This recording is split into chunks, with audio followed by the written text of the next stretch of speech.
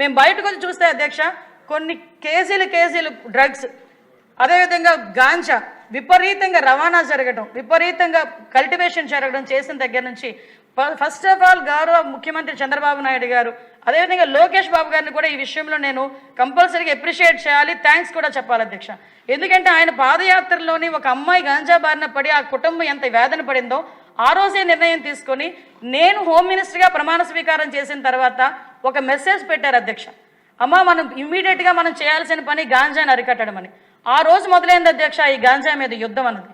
ఆ గాంజా మీద యుద్ధం అన్నది ఈ రోజు కార్యరూపం దాల్చి సుమారుగా 61 కోట్ల రూపాయలు దానికి ఈగలకి కేటాయించి ఒక సెపరేట్ వింగ్ని ఏర్పాటు చేసుకుని ఈరోజు గాంజా కల్టివేషన్ చాలా మట్టుకు ఆంధ్రప్రదేశ్లో తగ్గించామని చెప్పడానికి నిజంగా మేము గర్వపడుతున్నాం అధ్యక్ష. ఈరోజు ఎక్కడైనా నేను ఇక్కడ సభ మధ్యలో చెప్తున్నాను అధ్యక్ష, చాలామంది అనొచ్చు మరి ఇంతకు ముందు బయట నుంచి వస్తుంది కదా, గాంజా రవాణా అవుతుంది కదా, మరి అది ఎక్కడి నుంచి వస్తుందని. నా దగ్గర రికార్డ్స్ ఉన్నాయి.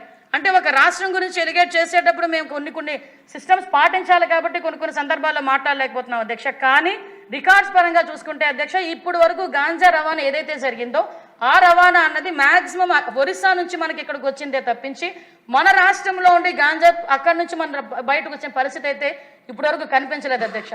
ముఖ్యంగా గాంజాను అరికట్టడంలో అధ్యక్ష ఏదైనా విజనరీ నాయకుడు చంద్రబాబు నాయుడు గారు అన్న విషయాన్ని సార్థకత చేసిన పరిస్థితి అధ్యక్ష.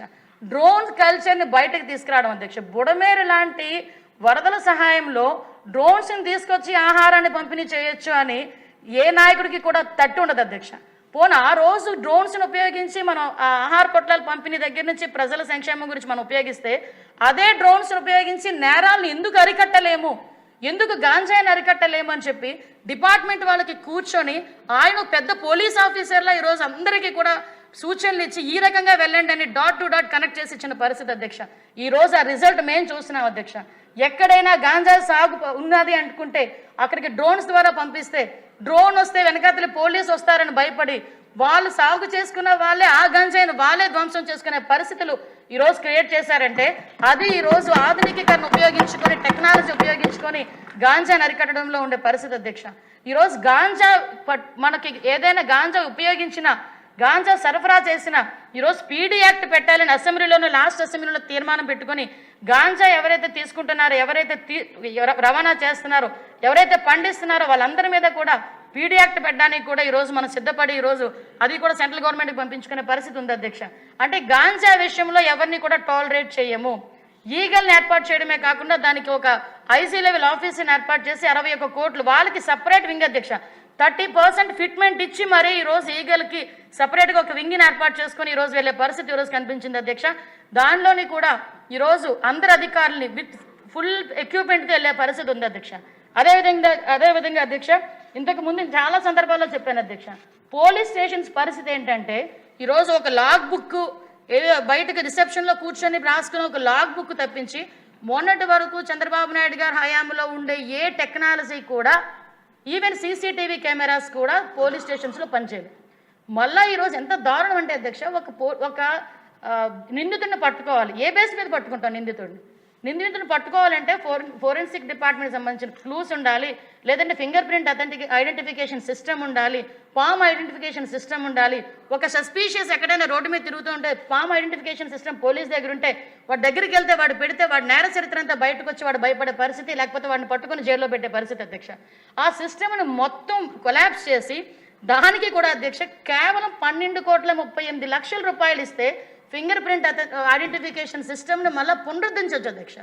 కనీసం ₹1 కూడా పోలీస్ డిపార్ట్మెంట్కి సంబంధించి బడ్జెట్లో పెట్టుకున్నారో లేదో తెలియదు కానీ అధ్యక్ష ₹1 కూడా ఈ ఆధునికీకరణ గురించి కానీ, ఫింగర్ ప్రింట్ ఐడెంటిఫికేషన్ సిస్టమ్ గురించి కానీ, పామ్ ఐడెంటిఫికేషన్ సిస్టమ్స్ గురించి కానీ, హాఫ్ వెహికల్స్ గురించి కానీ దేనికి కూడా పెట్టే పరిస్థితి లేదు అధ్యక్ష. ఎలా చేస్తారు అధ్యక్ష ఇన్వెస్టిగేషన్లు? గౌరవ చంద్రబాబు నాయుడు గారు ఎప్పుడో కేసు గురించి చెప్తుంటారు అధ్యక్ష. తిరుపతిలో జరిగిన ఒక హత్య కేసులో ఆ రోజు ఫింగర్ ప్రింటే ఆధారంగా చేసుకుని ఆ నిందితుడిని పట్టుకున్న సందర్భాన్ని కూడా గౌరవ ముఖ్యమంత్రి గారు ఒక్కొక్కసారి మాకు చెప్తూ ఉంటారు అధ్యక్ష. అటువంటి అత్యంత ఉపయోగకరమైన ఫింగర్ ప్రింట్ ఐడెంటిఫికేషన్ సిస్టమ్ని కూడా కొలాప్స్ చేసి, పామ్ ఐడెంటిఫికేషన్ సిస్టమ్ని కూడా కొలాప్స్ చేసి ఈరోజు లైవ్ స్కానర్లు కూడా లేకుండా చేసిన తర్వాత మళ్ళా మనం వచ్చిన తర్వాత ఆర్థికంగా చాలా ఇబ్బందులు ఉన్నాయి. ఈరోజు జీతాలు ఇవ్వడానికి కూడా చాలా కష్టంగా ఉన్నప్పటికీ ఈరోజు జీతాలు 1వ తారీఖుని ఇచ్చి అన్ని సంక్షేమ కార్యక్రమాలు కూడా అందరికీ అందేటట్టు చేసి రైతుల దగ్గర నుంచి అందరినీ కూడా చూసుకుంటూ ఈరోజు పోలీస్ వ్యవస్థని కూడా బలోపేతం చేయాలని ఫస్ట్ ప్రయారిటీలో పెట్టుకొని వీటన్నిటికీ కూడా పాత బకాయిలన్నింటినీ కూడా ఈరోజు తీర్చుకునే పరిస్థితి కనిపించిందంటే ఎంత దౌర్భాగ్య పరిస్థితుల్లో ఈ రాష్ట్రాన్ని నెట్టేసి వాళ్ళు వెళ్ళిపోయారో ఒకసారి మనం ఆలోచించుకోవాలి అధ్యక్ష. సుమారుగా 12 కోట్ల 38 లక్షల రూపాయలని ఈరోజు ఆటోమేటిక్ ఫింగర్ ప్రింట్ ఐడెంటిఫికేషన్ సిస్టమ్కి, పామ్ ప్రింట్ లైవ్ స్కానర్స్కి కూడా కొనుగోలు చేసి ఈరోజు మళ్ళీ వాటన్నింటినీ కూడా లైవ్లో పెట్టడం జరిగింది అధ్యక్ష. ఇంకో విషయం అధ్యక్ష, మహిళల భద్రత. చాలా మంది వాళ్ళు అక్కడ కూర్చొని ఎక్కడో బయట కూర్చొని మహిళల భద్రత గురించి ఇలా చేసేసారు అలా చేశారు మాట్లాడుతుంటారు అధ్యక్ష. లాస్ట్ 5 సంవత్సరాల్లో నేను మహిళా అధ్యక్షురాలుగా ఉండే అధ్యక్ష ఒక బుక్లెట్ని తీసుకొని మహిళా కమిషన్ దగ్గరికి వెళ్తే ఆ రోజు కూడా నా మీద కేసు పెట్టారు, వేరే విషయం అధ్యక్ష. 23 కేసులు ఉన్నాయి అధ్యక్ష. 23 కేసులు ఇక్కడ మనం మామూలుగా మాట్లాడుకుంటే 23, 24, 25 అంటారు తప్పించి అంతకు మించి తక్కువ ఉండవు అధ్యక్ష.